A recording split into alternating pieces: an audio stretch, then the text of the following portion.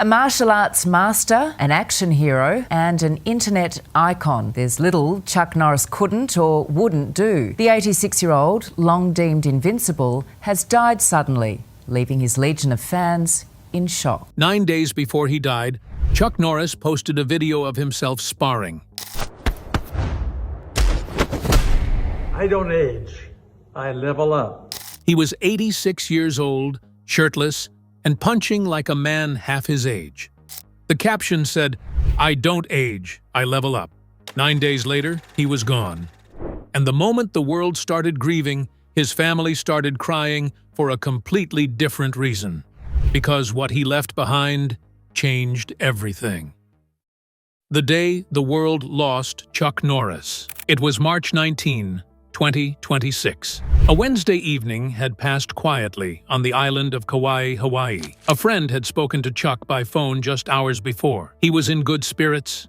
He was cracking jokes. He sounded exactly like himself. Nobody saw what was coming. Somewhere between that phone call and the next morning, something went terribly wrong. Emergency services rushed him to Wilcox Medical Center in Lihue. His family gathered around him. And by Thursday morning, Carlos Ray Norris, the man the world knew as Chuck Norris, was dead at age 86. The news broke in waves. TMZ reported the hospitalization first.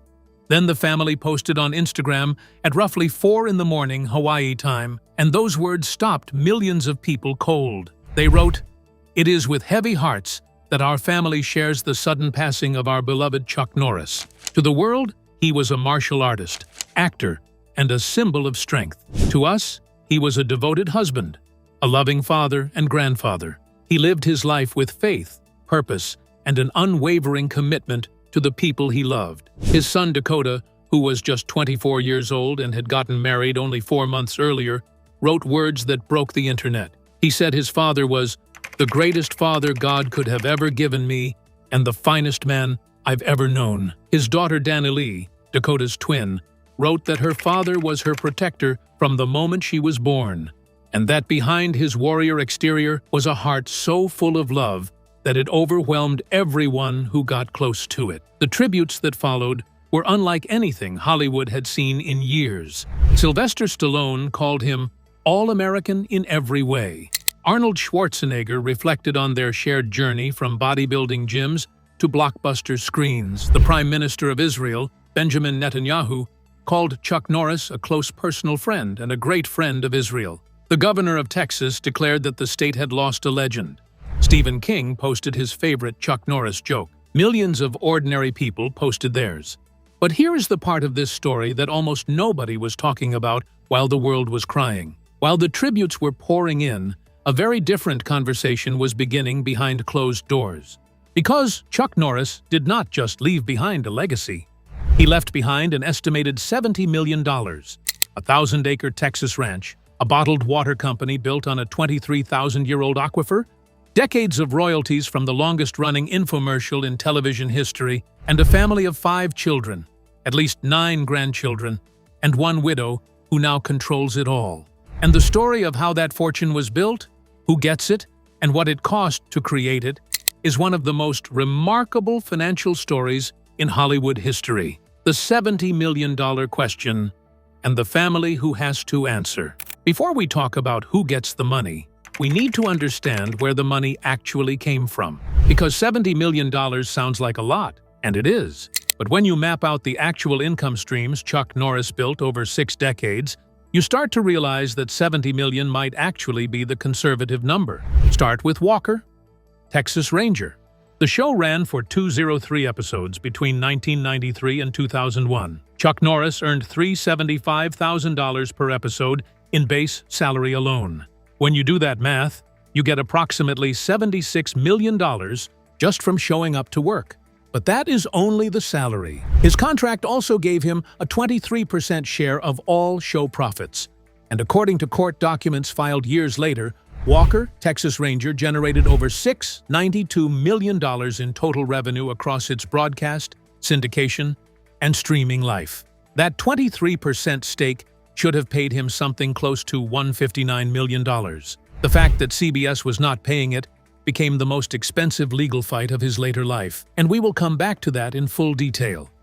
Then there is Total Gym. In 1996, Chuck signed on to promote a home fitness machine alongside Christy Brinkley. The infomercial ran for more than 30 consecutive years, which is a record that still stands today. Over 4 million units were sold worldwide. The deal was structured not as a flat fee, but as a profit share, meaning his income grew every single year that the machine kept selling. On top of that, he had book royalties from 2 New York Times best-selling books, including Against All Odds, which alone sold over 160,000 copies. He had endorsement deals with Glock, Toyota, T-Mobile, Fiat, Goldco, and even World of Warcraft. He had a bottled water company he co-founded in 2015 that now distributes across 48 states. He launched a survival food and wellness brand called Roundhouse Provisions in 2022. He started a premium dog food line just 6 months before he died. And sitting beneath all of it was real estate. A 1,000-acre cattle ranch in Navasota, Texas, known as the Lone Wolf Ranch,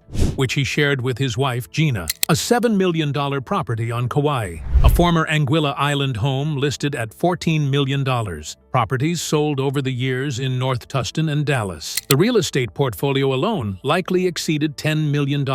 Now here is the part that gets complicated. All of that wealth has to go somewhere. And the family that inherits it is larger, more layered, and more complex than most people realize. Gina O'Kelly. Norris is 62 years old. She was 23 years younger than Chuck. They married in November 1998 and were together for 28 years. Under Texas community property law, she has legal claim to half of everything acquired during their marriage. She is also CEO of Seaforce Bottled Water, where she controls 51% of the company as a certified woman-owned business. She was at his bedside when he died. She is the primary heir. Then there are the children. Mike Norris is 63, born to Chuck's first wife, Diane Holacek. He is an actor and director who founded his own production company. Eric Norris is 60, also born to Diane. He is one of Hollywood's most respected stuntmen, worked on 90 episodes of Walker as stunt coordinator, directed 9 episodes, and won the 2002 NASCAR Winston West Series championship as a driver. Then there are the twins, Dakota and Danilee, both 24 years old, born to Gina in 2001. And then there is the daughter almost nobody outside the family knew existed until relatively recently. Her name is Dina Norris DiCioli. She is around 62 years old. She was born during an extramarital affair Chuck had while serving in the Air Force. Her mother never told Chuck she existed. Dina grew up not knowing her biological father. Then, in 1991, when she was 26 years old, she sent him a letter. Chuck's own account of what happened next is unforgettable. He wrote that he walked into the room where Dina was waiting and nearly had his breath knocked out of him. He said he did not need a DNA test. He said there was no doubt in his mind at all. She was his daughter. What none of us know yet is how Chuck structured his will and how the $70 million estate will be divided among these 6 people. But here is the thing that might explain why that fortune is only $70 million rather than the $200 million or more that his earnings suggest it should be. Because somewhere between those earnings and that final number, something took a massive chunk out of his wealth. And it started with a set of MRI scans that nearly killed his wife. The invisible poison that cost them everything. In 2013, Gina O'Kelly went in for routine MRI scans to check for possible rheumatoid arthritis. She had 3 scans in 8 days. Each one used a contrast agent containing a heavy metal called gadolinium. She walked into those appointments a healthy woman in her late 40s. She walked out poisoned. Within days, her body began to collapse in ways that her doctors struggled to explain. She experienced burning sensations throughout her entire body. Her heart started behaving irregularly. Her kidneys showed signs of damage. Her nerves began misfiring. She developed tremors, breathing difficulties, and cognitive problems that made it hard for her to think clearly or hold a conversation. She was eventually diagnosed with what her medical team called gadolinium deposition disease, a condition where the heavy metal from the contrast agent becomes trapped in body tissue and essentially refuses to leave. She was admitted to an ICU, and Chuck Norris, the man who had built a career on being the toughest person in any room, dragged a couch next to her hospital bed and slept on it for 5 months. The financial toll was staggering and almost never discussed. The Norrises tried every available treatment option. They pursued chelation therapy. They explored experimental stem cell treatments in China that required them to travel internationally while Gina was still severely ill. They paid for years of ongoing care, specialists, and alternative medicine approaches that insurance would not cover. The total out-of-pocket bill came to approximately $2 million. In November 2017, they took the fight public. Chuck and Gina filed a lawsuit in San Francisco Superior Court against 11 pharmaceutical and medical companies, including Bracco Imaging, Bayer Healthcare, and GE Healthcare. They were seeking $10 million in damages. Gina said in a statement that litigation was the only way to hold the companies accountable. Chuck stood beside her at every press conference with the same steadiness he had shown in every fight scene he had ever filmed, except this time, it was real. And then, in January 2020, the lawsuit was quietly dismissed. No settlement was paid, no damages were awarded, no company admitted wrongdoing. Each side simply absorbed its own legal costs and walked away. The FDA had updated its warnings about gadolinium retention in 2017, but that change came too late to help the Norrises in court. The thing that the media almost entirely missed when they covered this story was the opportunity cost. While Chuck was sitting next to Gina's hospital bed, a nostalgia wave was hitting Hollywood. Action stars from the 1980s were being paid millions per film to appear in ensemble blockbusters. The Expendables franchise alone was handing out enormous checks. Chuck walked away from all of it. He chose his wife over his career and his wealth. And $2 million in medical bills, combined with years of lost income during what should have been his highest-earning endorsement years, left a hole in his net worth that no amount of total gym royalties could completely fill. But while all of this was happening, a legal battle of an entirely different kind was quietly building behind the scenes. And this one involved a network, a contract, and hundreds of millions of dollars that Chuck Norris believed he was owed and was not being paid. The Secret War. Chuck Norris won against CBS. Most people have no idea that Chuck Norris sued CBS, and most people have no idea how much money was involved or how long it took. Here is what happened. When Walker, Texas Ranger, was greenlit in 1993, Norris negotiated his contract through his production company, Top Kick Productions, which he ran with his brother Aaron. The terms included $375,000 per episode in salary and a 23% share of all show profits. At the time, it was an extraordinary deal for a television actor. Over the course of 203 episodes, that base salary alone totaled approximately $76 million. But the profit share was where the real money was supposed to come from, and for years, Chuck Norris received nothing from it. Walker, Texas Ranger, became a global phenomenon. It aired in more than 100 countries. It went into syndication on USA Network, starting in 1997. It landed on the Hallmark Channel, TV Land, WGN America, and eventually streaming platforms. By the time the lawsuit was filed, court documents would reveal that the total revenue generated by the show exceeded $692 million. 23% of $692 million is approximately $159 million. Chuck Norris had received none of it since at least 2004. In 2018, he filed suit in Los Angeles Superior Court.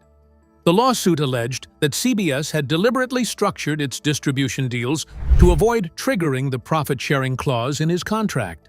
Specifically, when the streaming era arrived, CBS began placing Walker on platforms it owned or co-owned rather than licensing it to third-party networks for cash. A third-party network had offered $5 million for a 4-year streaming license. CBS turned it down and kept the show in-house instead. By doing that, CBS could claim the show had generated no reportable revenue. No reportable revenue meant no profit share owed to Norris. The lawsuit called this deliberate self-dealing. It accused CBS of using Chuck Norris's name, image, and legacy as a social and cultural icon while systematically denying him the financial participation his contract guaranteed. The lawsuit went on for 5 years. Sony Pictures Television, which was initially a co-defendant, was eventually dismissed from the case. The remaining parties reached a confidential settlement in July 2023. The exact amount was never disclosed. CBS said only that the parties had resolved their dispute. Deadline Hollywood, which has covered entertainment law for decades, reported that Norris pocketed a healthy sum in the end. Fortune magazine, covering the story after his death, noted that Chuck Norris never lost a fight, including this one. It also raises a question that nobody in the financial press has properly asked. If the CBS settlement was significant, why does the estate appear to be worth only $70 million? Where did the rest of the money go? The answer, at least in part, lives on 1,000 acres of Texas land, in the heart of a charity he ran for over 30 years without ever cashing a paycheck. The businesses nobody knew about. In 1966, Chuck Norris was 56 years old. His film career had slowed considerably. His chain of karate schools had failed years earlier. His most recent major film, Code of Silence, was a decade in the rearview mirror. And then a man named Tom Campanaro asked him to stand in front of a camera and sell a piece of home gym equipment. What followed became the most successful infomercial in television history. The Total Gym commercial ran for over 30 consecutive years in 85 countries. More than 4 million units were sold worldwide. Some industry analysts estimate the brand's total lifetime revenue exceeded $1 billion. Chuck Norris's compensation was structured not as a flat endorsement fee, but as an equity stake or profit share arrangement, meaning every year the machine kept selling, his income from it grew. The specific financial terms were never disclosed, but over 3 decades, the deal contributed tens of millions of dollars to his net worth and almost certainly represented one of his 2 greatest income sources alongside Walker. The meme economy also played a role that few people take seriously, but absolutely should. In 2005, a high school student named Ian Spector built a random Chuck Norris fact generator online. Chuck Norris doesn't do push-ups. He pushes the earth down. Within months, those jokes had spread to every corner of the internet. By 2007, Norris had filed a lawsuit against Penguin Publishing over a book collecting those jokes, alleging trademark infringement. The case settled quietly in 2008. But the longer-term financial impact of the meme was enormous and almost entirely unacknowledged. The Chuck Norris internet phenomenon made him culturally relevant to a generation that had never seen Walker Texas Ranger. That relevance translated directly into a self-referential cameo in The Expendables 2 in 2012, a Cannes Lions-winning advertising campaign for United Healthcare, and the World of Warcraft commercial that went viral and introduced him to an entirely new audience of potential consumers. Then there is Seaforce Water, which is perhaps the most overlooked business in his entire portfolio. In 2011, during a severe Texas drought, a ranch hand drilling for water on the Lone Wolf Ranch accidentally struck something unexpected. The drill hit an artesian aquifer. Testing revealed the water was approximately 23,000 years old, filtered through volcanic rock over millennia, and naturally alkaline. Most people would have bottled some water and moved on. Chuck and Gina built a 43,000-square-foot bottling facility across the highway from their ranch. Gina became CEO and controls 51% of the company. Seaforce now distributes through thousands of retail locations across all 48 contiguous states, in H-E-B, Albertsons, Tom Thumb, and over 1,100 convenience stores. It was named the official water of the Trans Am Racing Series. After the 2021 Texas ice storm nearly destroyed the state's power grid and left millions without heat, food, or water, Norris launched Roundhouse Provisions in 2022 at the age of 82. The company started with emergency survival food kits designed to last 25 years. It then pivoted to daily wellness products with its flagship Morning Kick supplement drink, which won Meal Replacement Product of the Year at the 2025 Mindful Awards. And 6 months before he died, at 85 years old, he launched Lone Wolf Ranch Pets, a premium dog food brand using air-dried beef from cattle raised on his own ranch. The brand won Functional Diet Product of the Year at the 2025 Pet Innovation Awards. He was building new businesses until the very end. All of this sits on top of endorsement income from Glock, Toyota, Fiat, T-Mobile, and Goldco. Multiple streams, multiple decades. A financial architecture that most people simply had no idea existed because Chuck Norris never talked about money publicly, and his image was always about something else entirely. But none of it started here. All of it started in a strip mall karate studio in Torrance, California, with barely enough money to cover the first month's rent.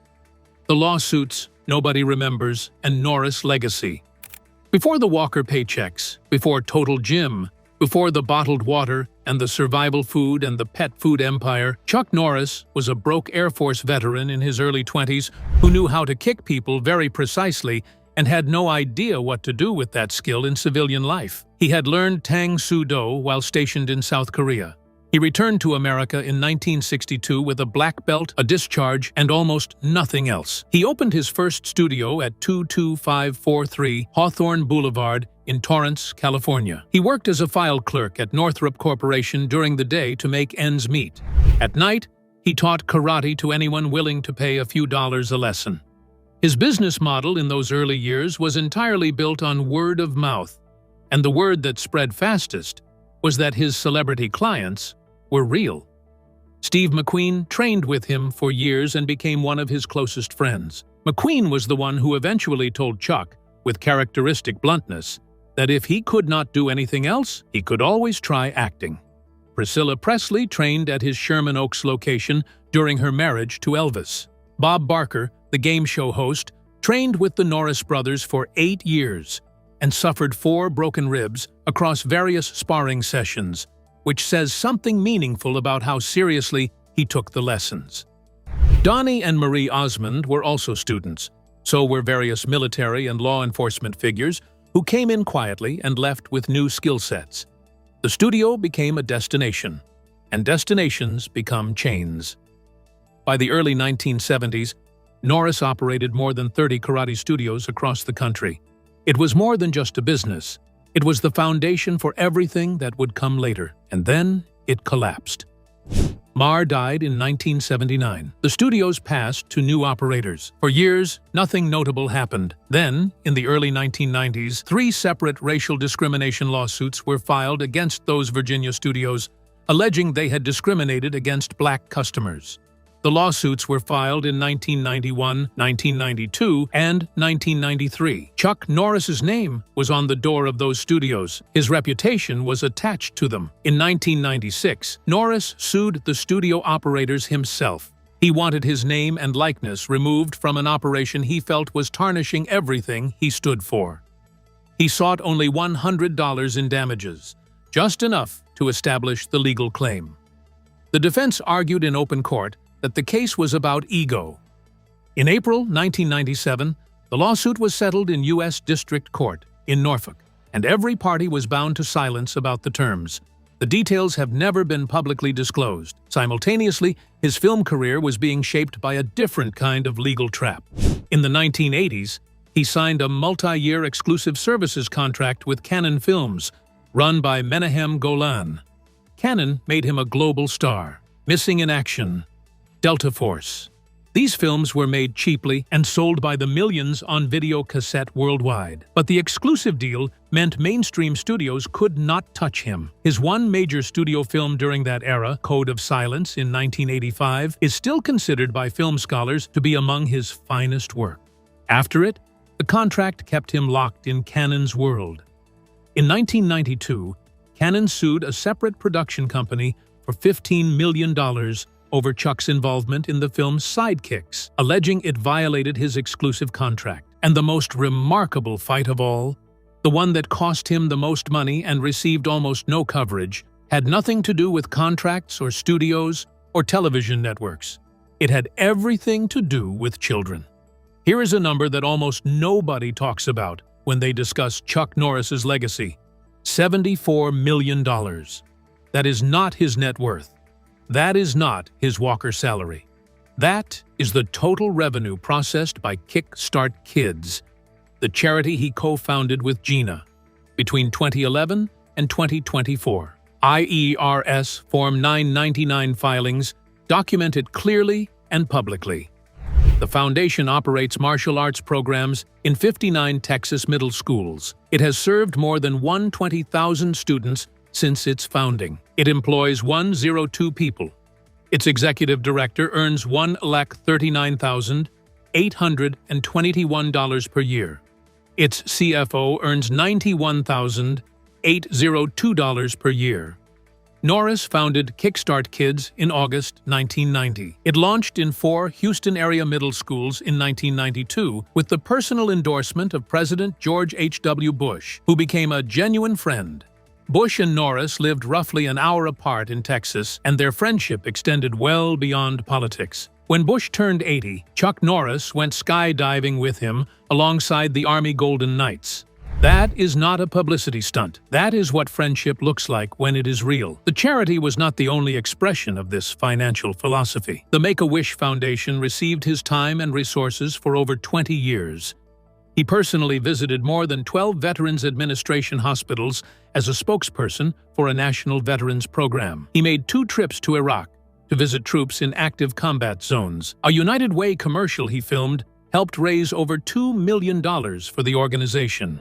He supported the Vijay Amritraj Foundation in India, which operates pediatric HIV and AIDS homes, a school for blind children, and facilities for mentally ill patients. He personally visited those facilities in India and was photographed with the children there, with no cameras rolling from his own team. All of this was funded in part by the very businesses that generated his $70 million estate. A percentage of every Sea-Force water purchase goes to Kickstart Kids. A portion of every Roundhouse Provisions sale goes to the same foundation. The business model and the philanthropy were never separate in his mind. They were the same thing. The family he left behind is grieving. They are also inheriting. And the two things, as is usually the case with fortunes built this way, are impossible to separate. Gina O'Kelly runs a water company. Mike Norris directs faith-based films. Eric Norris coordinates stunts on major productions. Dakota and Danilee, just 24 years old, are beginning lives that their father spent 86 years making possible. And Dina, the daughter who spent 26 years not knowing her father existed, is now part of a family whose fortune carries the weight of every choice he ever made.